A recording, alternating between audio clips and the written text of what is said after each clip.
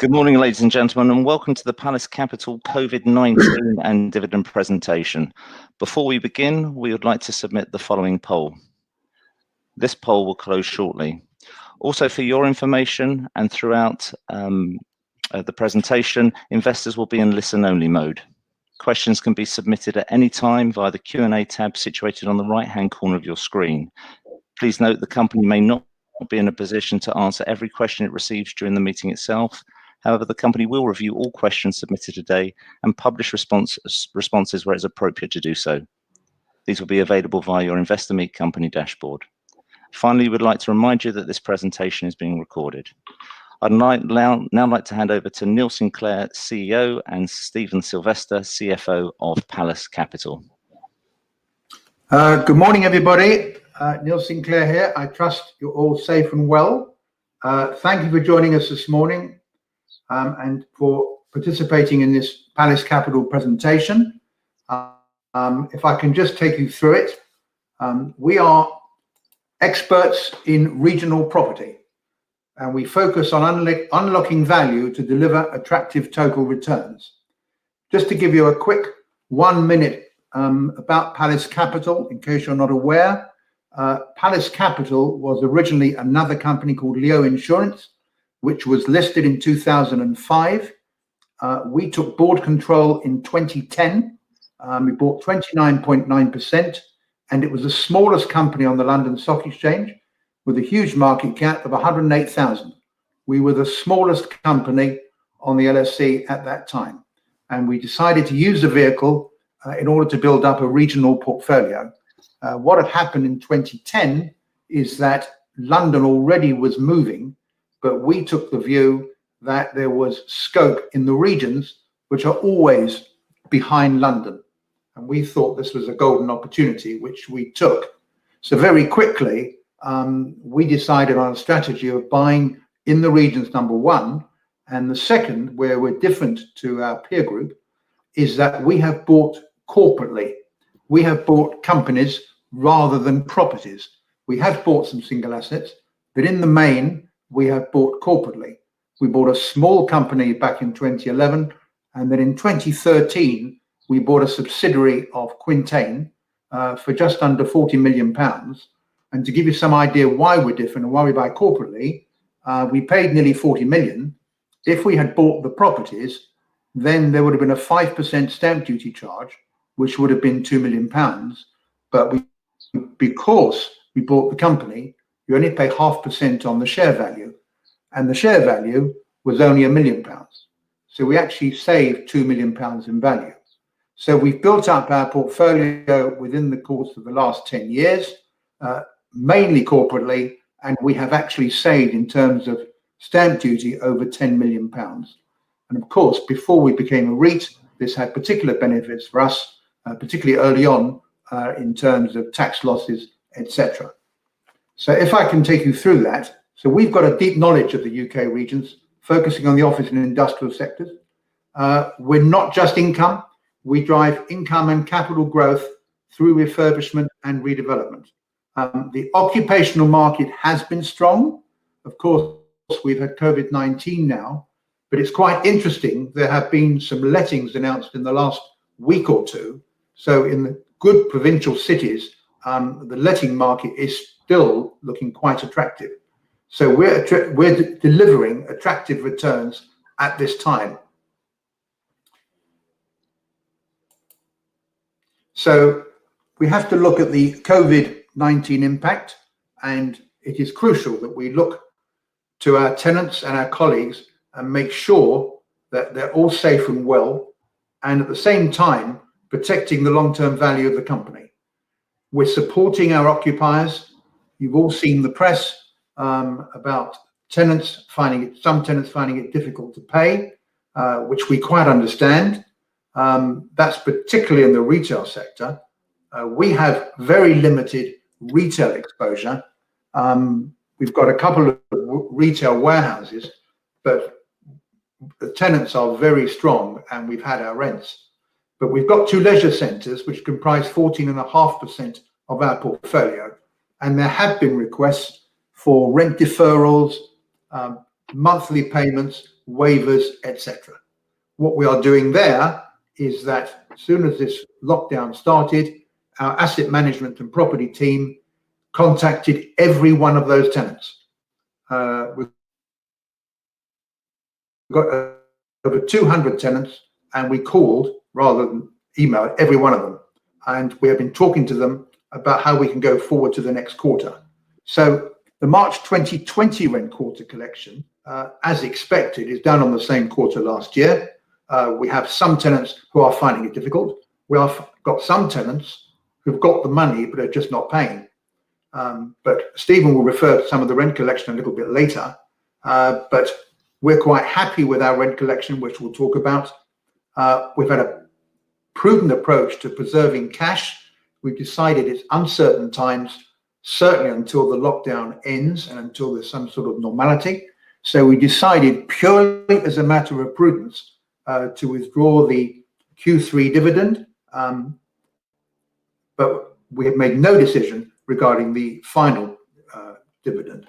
As far as Hudson Quarter York is concerned, we're going to talk about that a little bit later. This is our flagship development. It came to us as part of the Quintain portfolio. We got planning consent for 127 apartments and 39,000 feet of offices. We are on site. We are about halfway through. We're slightly delayed because of what's occurred recently. But we're encouraged that in the financial crisis of 2008, prices in York did not fall. They plateaued, but didn't fall. So we're reasonably confident that this is going to be a very successful scheme.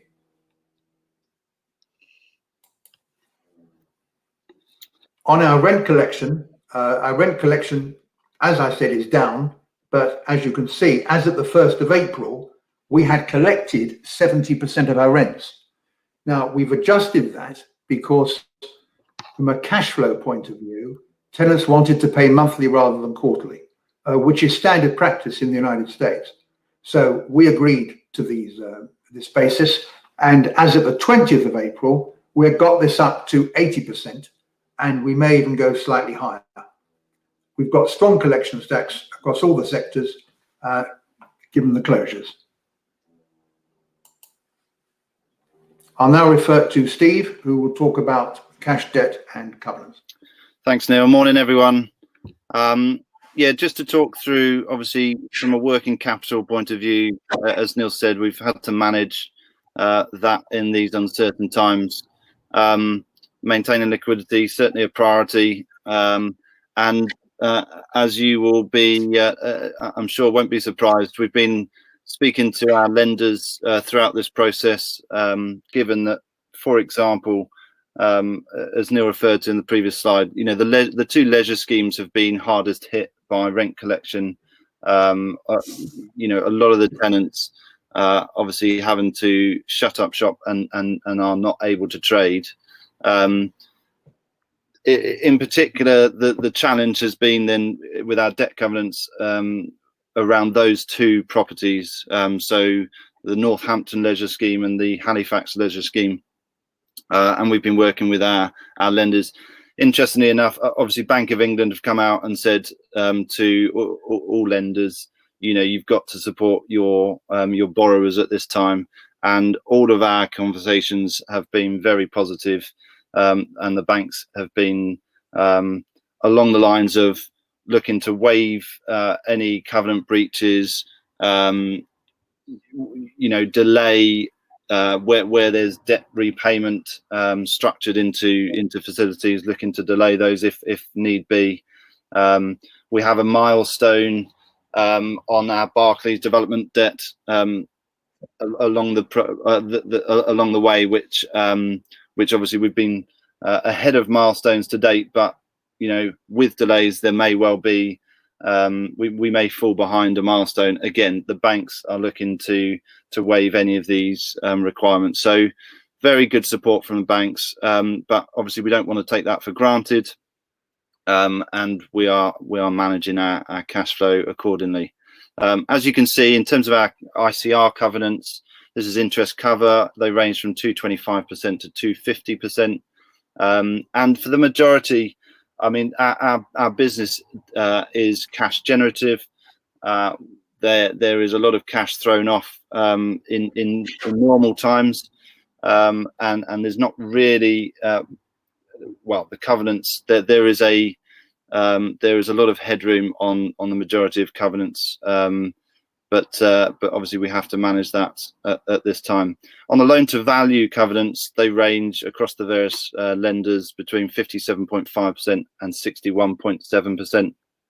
Again, there would need to be a fall of at least 20% before we need to start putting cash in to pay down debt. So there's headroom on the covenants, and in terms of preserving our cash, we have just under £20 million of cash available, which for the size of business we are is significant, and gives us that comfort. Neil, if I hand back to you. So we have a very diverse and sustainable portfolio.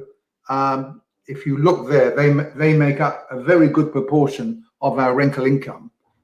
We've taken time to make sure that our tenants are quality. One or two of them are going to find it difficult in the next few months, but as far as we're concerned, you can see from there the level of rents that we're getting, who we've got.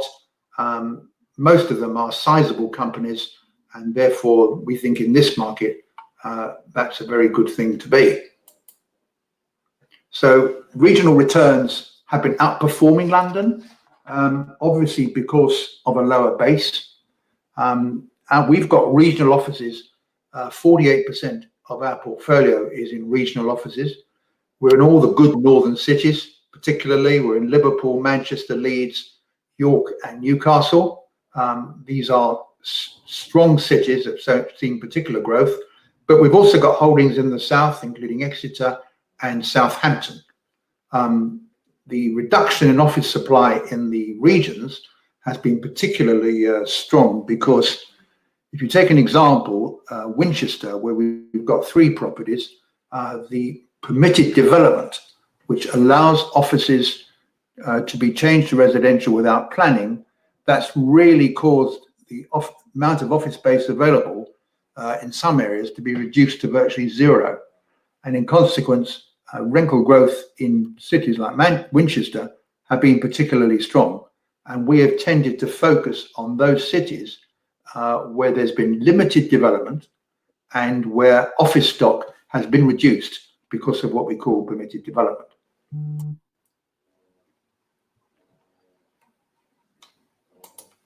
So what is now happening, obviously you saw with the general election that the Conservatives are very keen on this levelling up, which we think will definitely continue in the forthcoming months, mainly because the elections in 2024, they've already got their eye on it.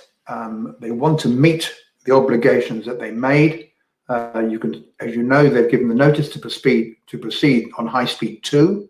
Now, the benefits of High Speed 2 will not be felt in the short term, but it's a massive signal to the Midlands and the North that the government mean business. When the Chancellor announced his budget last month, he mentioned they're moving 22,000 civil servants out of central London by 2030. They have done it before, and they're going to do it again. The Bank of England have already confirmed they're going to do it. Goldman Sachs have had some requirements in the last year or two. They've got another requirement now for 60,000 feet. They had a requirement about 18 months ago for Marcus, which is their retail bank. That went to Milton Keynes. KPMG's pension arm is seeking offices in up to 9 regional cities. Hiscox, who've got a major building in York as well as the City of London, has already stated very recently they're moving 300 jobs out of London. And Boris Johnson, Andy Burnham, the Mayor of Manchester, are talking about an 80 billion northern infrastructure boost. Now, the BBC, of course, made a massive move to Salford a few years ago, and they've already confirmed that within the next 7 years, they intend to move 2/3 of their people out of London to the north. York is an office market, remains tight. We are the only game in town as far as York is concerned. The great advantage of York is, firstly, it's a railway hub. Secondly, we're right next to the station. And thirdly, it is the fastest journey to the north of any northern cities. It's an hour and 50 minutes from King's Cross. So we think that York is going to be particularly attractive for tenants to go there. As far as Liverpool is concerned, we bought a building there about 18 months ago. Liverpool is behind Manchester, which is why we like it. Rents are already moving in Liverpool in the right direction. They've lost over 1 million square feet in the last 6 years to residential and student housing. And our view is that Liverpool is going to start to see the development that Manchester has seen. Now, the increased connectivity is very important. You've all heard about the Northern Powerhouse. It's a word, 2 words, but we think it's gathering momentum. The government have already confirmed that they want to build the link between Leeds and Manchester as part of the start. They have to continue with it. They've given it every indication they're going to. The second very important thing in the regions is graduate retention is very high. So whereas 10, 12 years ago, you were at Manchester University, you graduated, you went to London. That is not the case now. So graduate retention in Manchester, for example, is well over 50%. Graduates stay in the city where they graduate. Firstly, because they like it. Secondly, it's cheaper.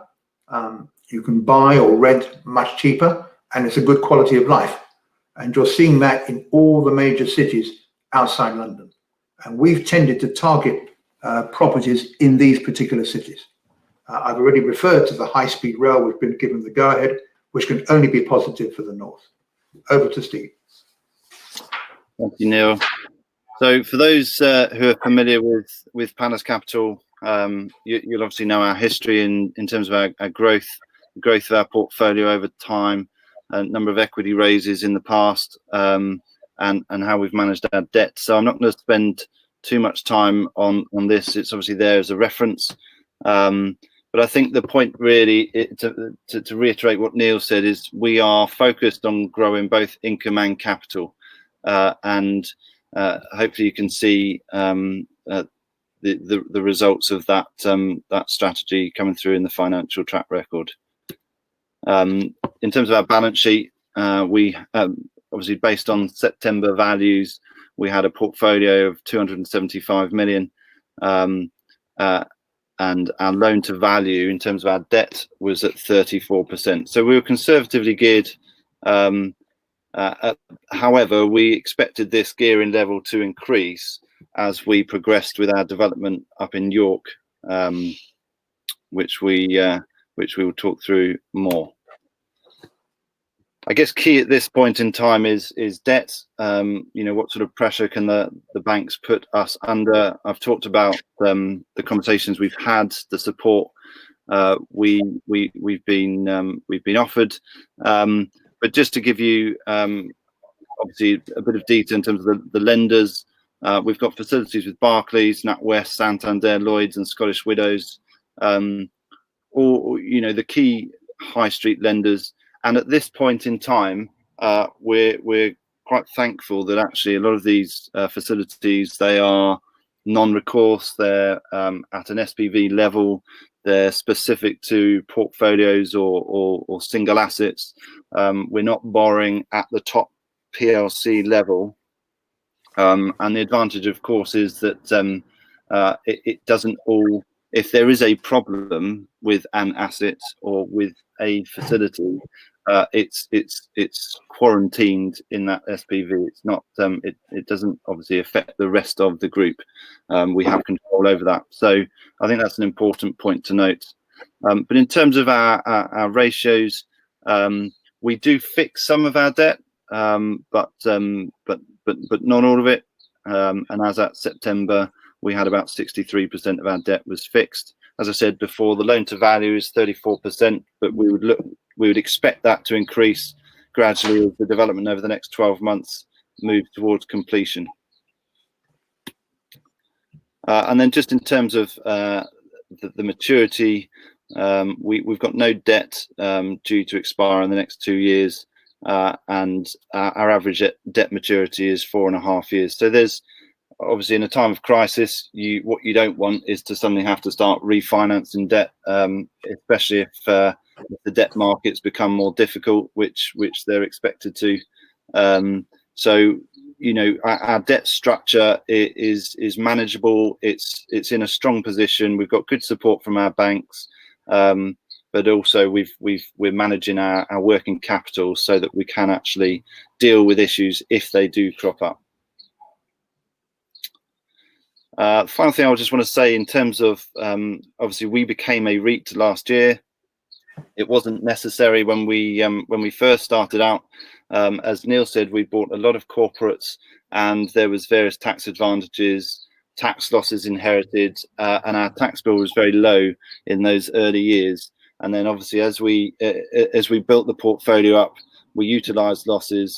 Our tax bill started increasing, and actually it got to the point where REIT conversion was the right decision. So we carried that out last year, and our first property income distribution, our first PID, was paid December last year. We expect REIT conversion to support our business going forwards. It has eliminated almost £1 million of tax a year, which obviously enhances earnings per share to shareholders.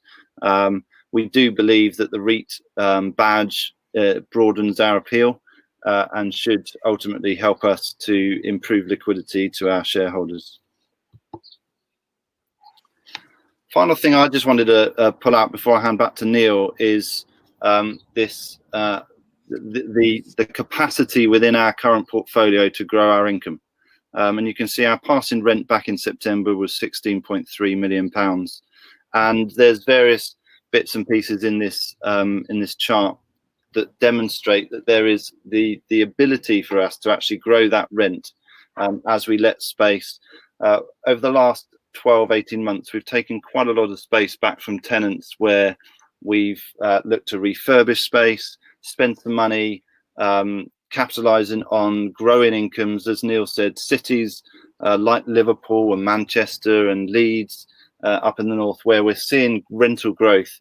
And actually, if we spend some money fitting out our space and improving the space, we can take advantage of those growing rents. So you can see there's actually upside of almost 30% potential within our existing portfolio, which we think we can capture the majority over the next couple of years. And you can see, obviously, under development, our project up in York, once that's complete next year, there'll be almost £1 million of rental income accessible from that scheme. So lots of potential in terms of growing our income, and that's obviously attractive to particularly being a REIT where we don't pay tax on that rental income. Neil, back to you. Right, so you see from the map here where our regional portfolio is situated. We're very regional. We're as far north as Newcastle and southwest in Exeter and Plymouth. So we're widely spread. You see the sectors where our properties are. We've got 31 in offices, we've got 10 industrial, 8 retail, 2 leisure, 2 retail warehouse, and 2 under development. And you can see our geography. 30% of our properties in the southeast, 19 in the Midlands, just under 22% in the northeast, 19% northwest, and 9.8% southwest. So we're well covered. We have an active management strategy. So we have 3 things. We have what we call Core Plus, which is generating strong income streams to support our dividend, and that's 54% of our portfolio. We then have our value add properties, which require capital expenditure for refurbishment in order to capitalize on rising rents in growth locations. And that makes up 31% of our portfolio. And then the balance of 15% is focused on what we call opportunistic developments taking assets through the planning process to generate growth. One which we're doing now in York, and one in a minute I will talk about, which we've got in Weybridge. So development in York is called Hudson Quarter. It's literally a minute from York Station. You can see there that we've got 127 apartments and 39,000 feet of offices. When we bought it from Quintain as part of a portfolio, this was valued at 3.8 million back in 2013. And when we bought it, it was the building on the site was 80% empty. We went through the planning process, and when we started our scheme, it was valued at £16 million. We estimate that the gross development value on this will deliver £69 million, which is a 10 million surplus, but £20 million cash on cash return from what we originally paid. Stephen mentioned that we've got a facility with Barclays on this scheme. We have, as of 31st of March, we have sold 28 apartments. That's exchange contracts. We have 17 under offer, which are valued at 4.7 million. We expect one or two of those to exchange possibly this week. I told you that York is a bit of a unique market because supply has always been tight. So in essence, we have 45 apartments sold or under offer, totaling £12.25 million. The estimated date of completion is the end of January, but because of what's occurred, we've still got contractors on site, but it has slowed down. So we estimate at the moment that our completion date is going to be possibly March or may even go into April. We don't know yet, but that's the way it's looking. On one of the residential blocks, there's 4,500 feet of office space. We have pre-let that to Knights, who are a quoted firm of lawyers, at a record rent of £25 a foot, and they will move. Well, they'll take possession of that in the spring of next year. And in case no one is aware, the Sunday Times do this series called Best Place to Live, and in 2018, York was voted the best place to live in the UK. So we talked about opportunistic development and our pipeline to generate growth. Weybridge, we have consent for 28 apartments, and we're looking on that one to starting possibly in 2021. We have a small scheme in High Street, Uxbridge, where we've applied for planning consent. We've got one in Beaconsfield, all quite small. But in Milton Keynes, we have a 45,000 foot office building about 4 minutes walk from the station on Midsummer Boulevard. The position on development in Milton Keynes used to be that you couldn't build higher than the tallest tree. But of course, Milton Keynes is 50 years old and the trees are taller now. So in consequence, they've told us that we've got a 3-story building that we can go to at least 8 and possibly more. And we're going through the pre-application process now. Now, because of what's occurred with COVID-19, we're not projecting this to start before 2023. And 2023 is the year when Milton Keynes University opens. Hasn't got one at the moment. It's got the Open University, but its main university is going to open in 2023. We've got a property in Leamington Spa. We have an acre and a half in Leamington Spa. It's a really good town. And we've got a potential development there of 70,000 feet, but it's let at the moment. And it's let until the end of November 2022. So we've got time to deal with it. And then we've got Bolton House, Manchester, which is about 3 or 4 minutes walk from Manchester Piccadilly. That is a 75,000 square foot building. It's multi-let, and we're looking at getting possession of that in about 4 years' time. This is Weybridge as it is now. It's a 50-year-old building, offices above shops, very old-fashioned. As I said to you, we've got consent for 28 apartments and a small amount of retail. Because the apartments are only 1 or 2 bedrooms, we know even in this market there's going to be very strong demand. Bearing in mind Weybridge is a very strong commuter town, and that has a gross development value of 13.5 million. This is Bolton House in Manchester, which I referred to you. When we bought that, we paid 10.6 million. We've had considerable uplift on valuation, 44% in fact, since we bought it. Just as an aside, we bought that opportunistically when most people went out of the market because David Cameron had announced the date of the referendum and everybody took fright. Except us. We thought, here's a great opportunity to buy in the centre of Manchester, close to a station. It will always pass the fundamentals. And we're very pleased we bought that.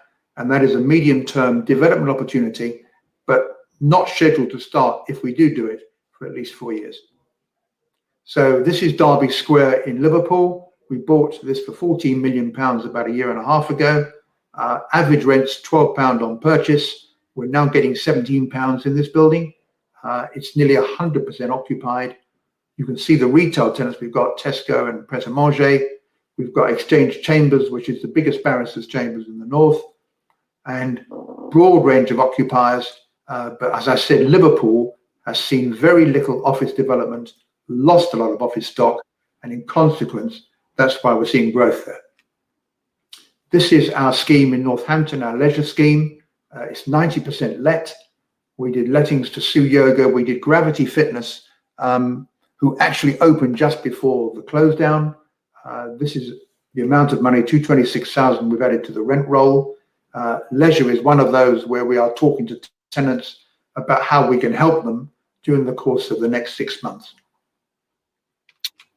Okay, so just in terms of value creation, we wanted to just summarize where there's a number of assets that we believe we're going to create some value, be it income or capital. We've obviously talked through York, Weybridge. There's a potential to develop that next year. And then also in terms of the asset management, we've talked through Manchester, Liverpool and Northampton. So, but these are all within our portfolio where, you know, there is upside within the next 2 years.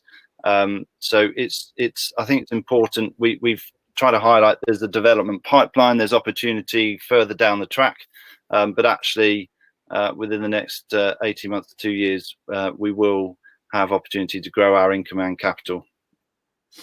And just as a sort of a hypothetical projection, this next slide is really about trying to give you investors and potential investors an idea of, you know, where's growth going to come from in terms of our business.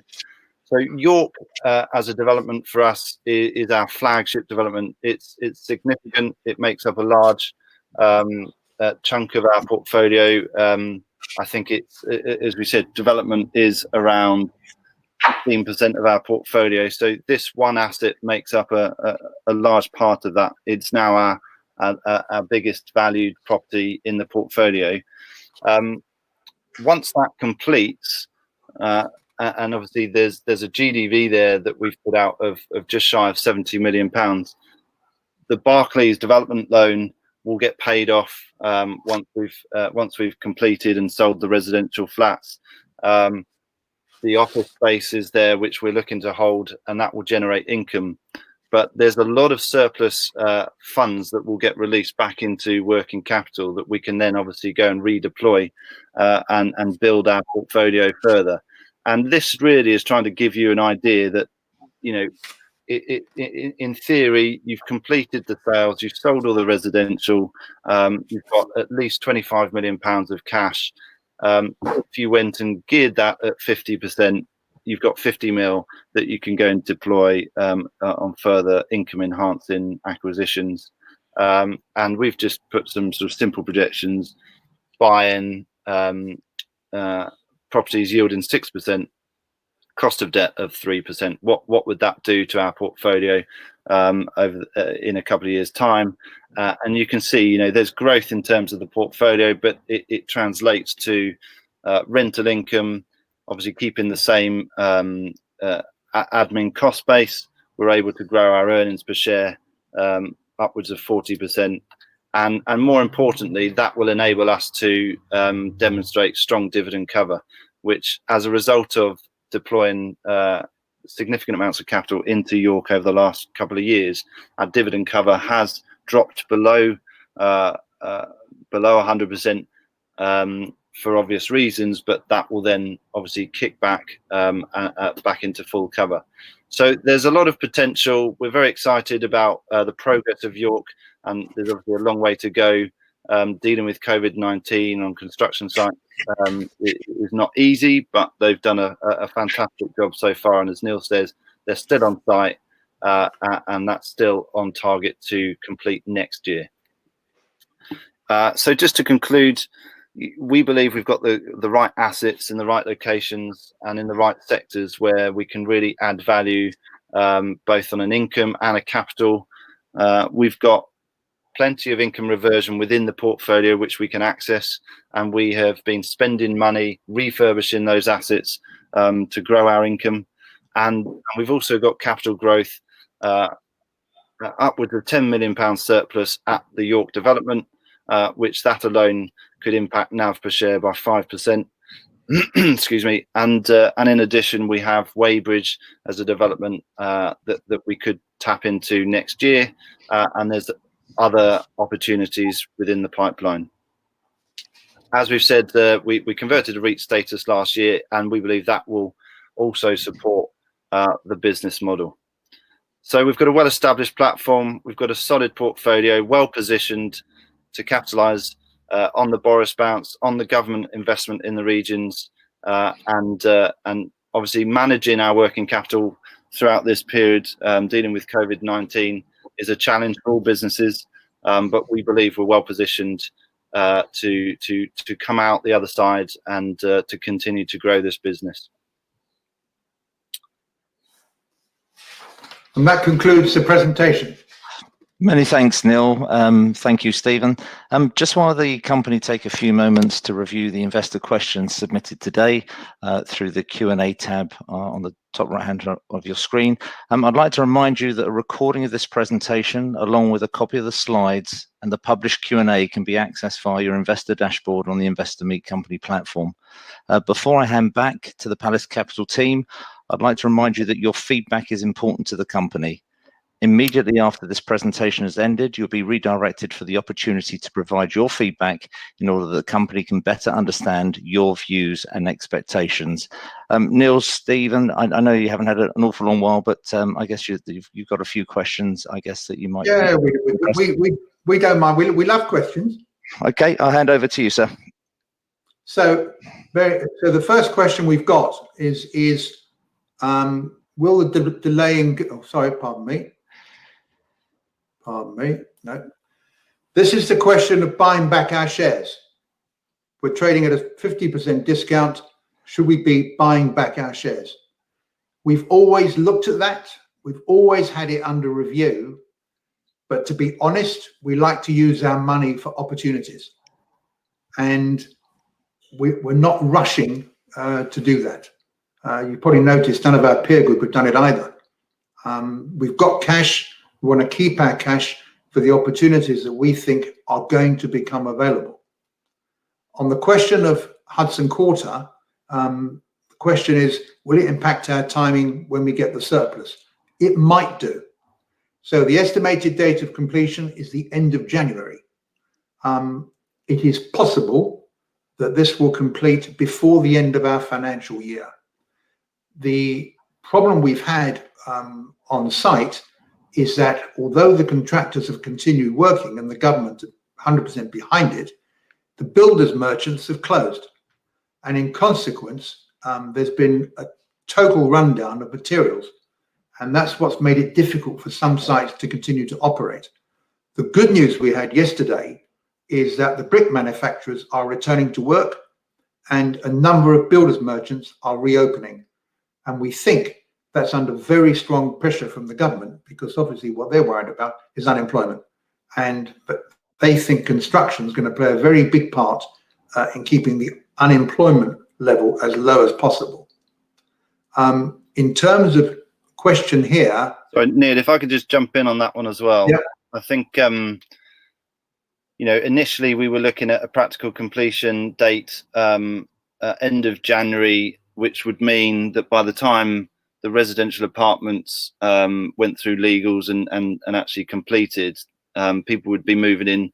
The likely scenario would be they would have been moving into their apartments, and we'd be able to recognise profit on sale by the 31st of March 2021.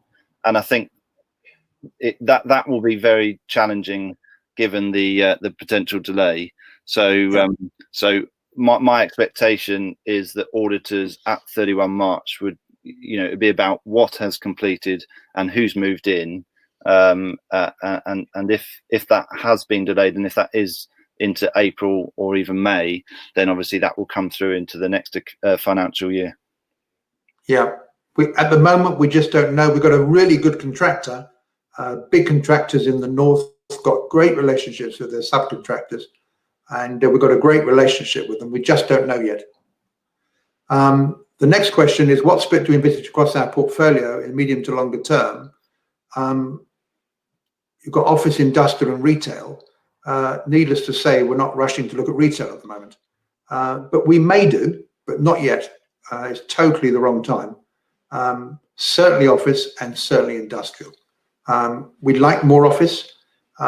There is talk with all this home working.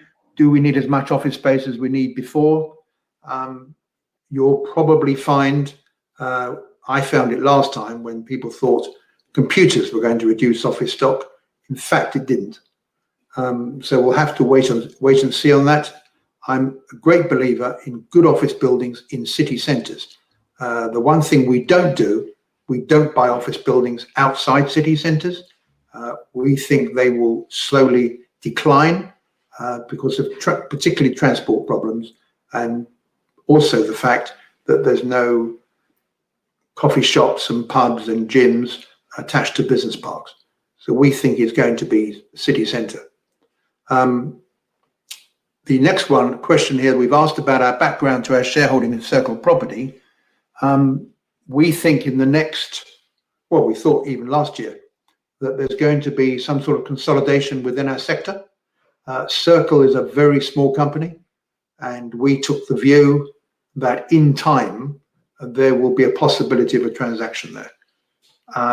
We did actually speak to Circle, but that must be 6-9 months ago, as to whether they would like to join forces with us. We had some preliminary discussions.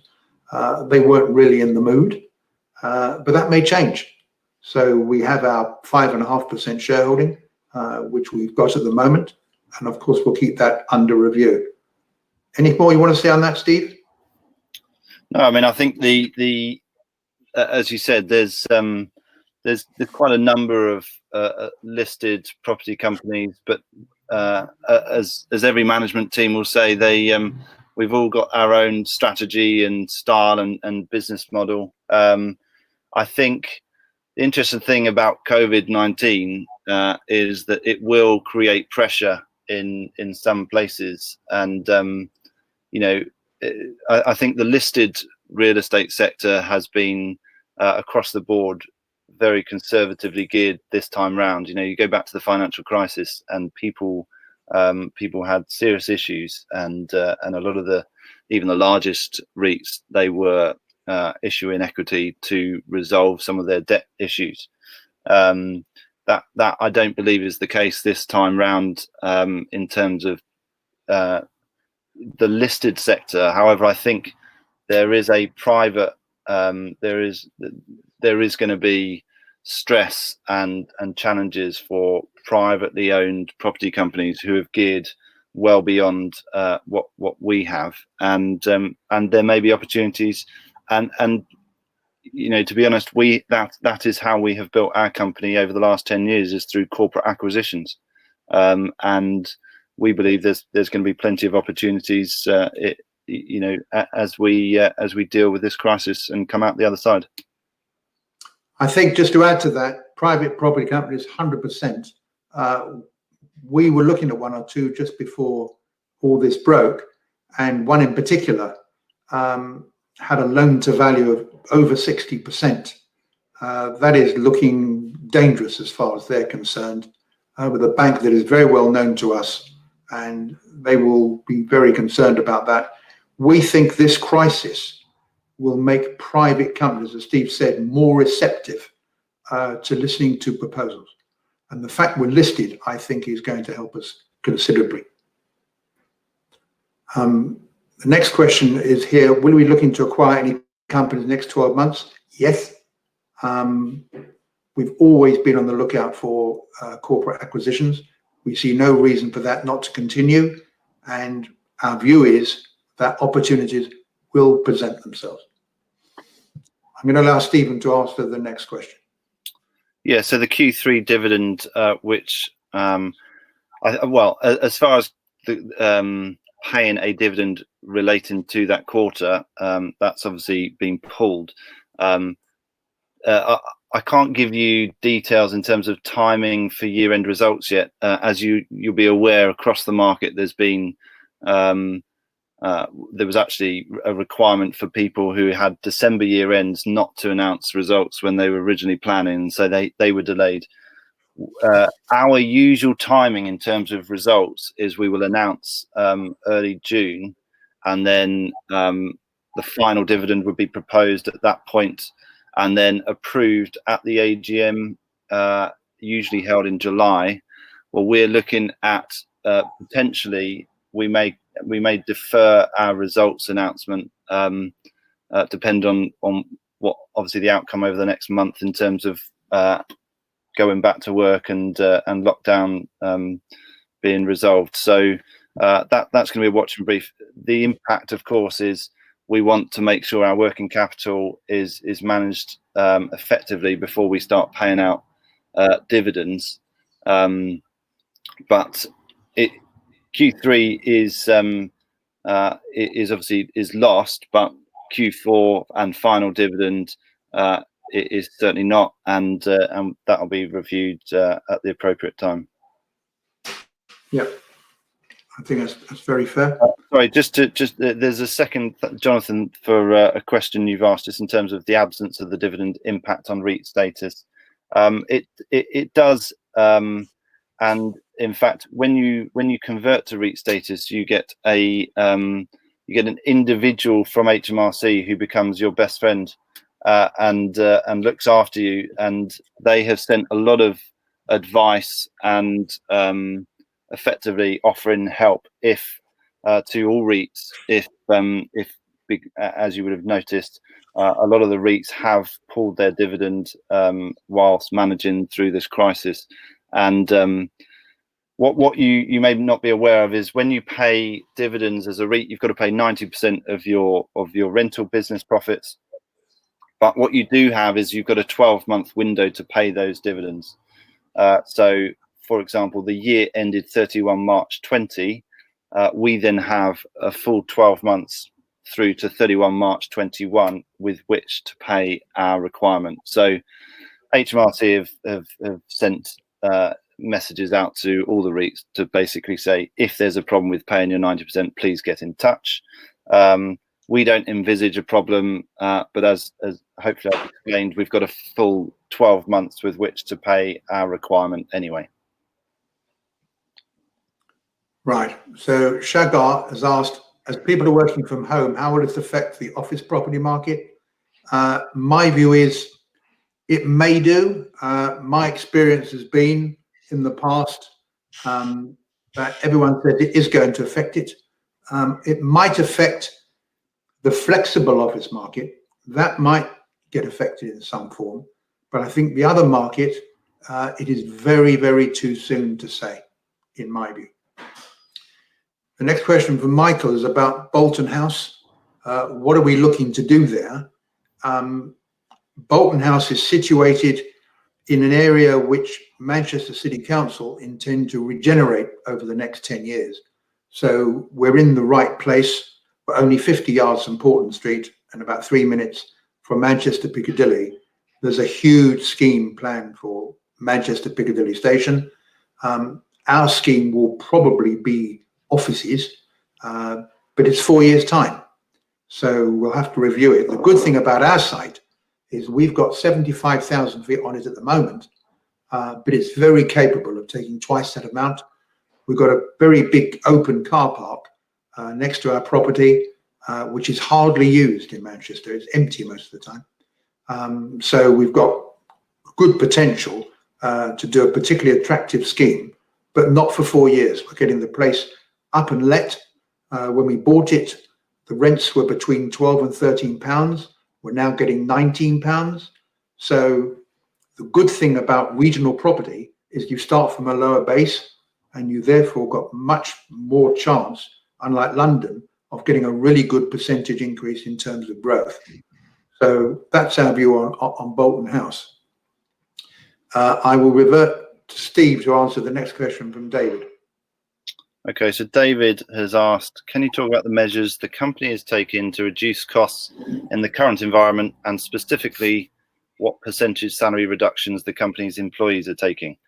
So if I just take the first point, in terms of reducing costs, it's early days in terms of managing our rent collections and understanding how our tenants are going to fare through this process. But as we explained earlier, rent collection stats for ourselves for March quarter have been pretty strong in the circumstances. June quarter, I think our internally, our expectation is it's going to be tougher than March. So we're prepared for that. However, you're right to be flagging how are we reducing costs? What are we doing to, are there any variable costs that we have? We're part of the BPF, British Property Federation, and through them we are lobbying the government specifically to deal with empty rates. So where we've got property that has empty space, as a landlord, you're required to pay the rates on that space, and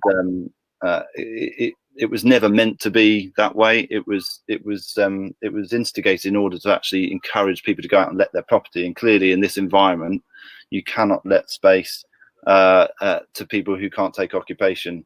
But so that is one area where we are lobbying the government to say, look, this is an area that you need to support landlords specifically, but obviously all owners of property where they're having to pay rates on empty space. We've talked about working capital. We had a number of properties where we were looking to spend some money, capex, which was discretionary. So we've pulled all non-essentials for now. So that's a watching brief. And then in terms of admin costs, I mean, for those of you who don't know us well, we're a 12-person strong team. So we're a pretty lean, mean fighting machine, and there's not really scope to furlough staff. I don't believe, or we don't believe, the furlough scheme was set up for companies like ourselves. Certainly don't want to abuse that. And in terms of are there any salary reductions, it has been discussed at a board level whether it would be appropriate. Certainly no decision made at this point in time, but no, I guess the majority of our administrative costs are fixed. We've got rent on our offices and rates, etc. We've got all the costs that come with being a public company, which you cannot just turn the tap off. But hopefully that's given you a bit of scope to understand, we are looking at it across the board in terms of our property costs, our admin costs, and it is a process that a lot of companies will have gone through, and it's a challenge to keep your costs down, but it has to be a focus and a priority if your income is under pressure. Thanks for that, Stephen. Thank you, Neil. I know we've got a whole host of questions, but I'm also just mindful of time. Is there any particular ones that you'd like just to wrap up with? Well, I can talk about the residential opportunities. They are you've asked about interested to see residential opportunities featuring prominently in our development pipeline. York was a residential development, but we're not keeping it. We're selling the flats.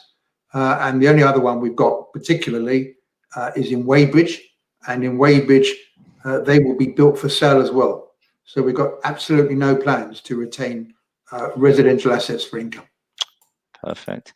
Thank you, Neil. Thank you, Stephen. Obviously, we've got a number of valid questions, and of course, with the ability to review all of these afterwards, and obviously for the audience, for the attendees, all the questions and the responses will be available via your Investor Meet Company dashboard as soon as it's practical to do so. Thank you, Neil and Stephen, once again. Thank you. That now concludes today's presentation, but as we mentioned earlier, please do not close this session. Your feedback is important to the company, and you will now be automatically redirected for the opportunity to provide your feedback. Thank you once again. Thank you. Thank you.